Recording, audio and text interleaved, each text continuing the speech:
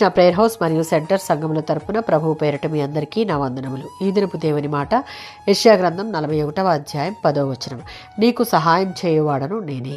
ఈ వాగ్దానం ఇశ్రాయేలులోని దుర్మార్గులకు, నమ్మకం లేని వారికి కాదు, తిరుగుబాటు జనం మధ్య ఉన్న నిజమైన ఇశ్రాయేలీయులను ఉద్దేశించి చెప్పబడింది.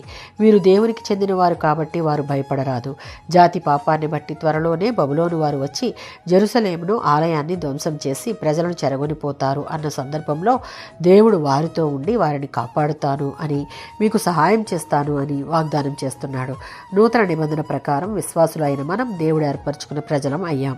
కాబట్టి ఈ వాగ్దానాలు మనకు కూడా వర్తిస్తాయి. మనం మానవ మాతలకు ఏమాత్రం భయపడకూడదు. ఎందుకు అంటే జీవితంలో ప్రతి విధమైన పరిస్థితులను ఎదుర్కోవడానికి మనకు ఆయన కృపను అనుగ్రహిస్తాడు. మనకు ఎదురయ్యే సంక్షోభ సమయాలలో మనకు సహాయం చేస్తాడు. యెషయా గ్రంథం 41వ అధ్యాయం 13-14 వచనాలలో అన్య జనాంగాలు ఇశ్రాయేలీయులను ఎదిరించలేకపోవడానికి కారణం దేవుడు వారిని కాపాడడం మరియు దేవునికి వారికి మధ్య గల సన్నిహిత సంబంధం.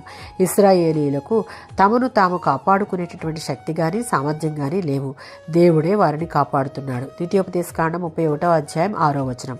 మోషే చనిపోయిన తరువాత దేవుడు యెహోషువకు ఇశ్రాయేలీయులకు నాయకుడిగా బాధ్యతలు అప్పగించి ఇశ్రాయేలీయులను నడిపించే క్రమంలో యెహోషువతో నిబ్బరము కలిగి ధైర్యంగా ఉండము, నిన్ను విడువను ఎడబాయను అని ధైర్యపరిచి వాగ్దాన దేశమునకు నడిపించమని అభయమిస్తున్నాడు. దాని అర్థం అన్ని వేళల్లో ప్రతి పరిస్థితుల్లో వారికి దేవుడే సహాయం చేయువాడై ఉన్నాడని అర్థం.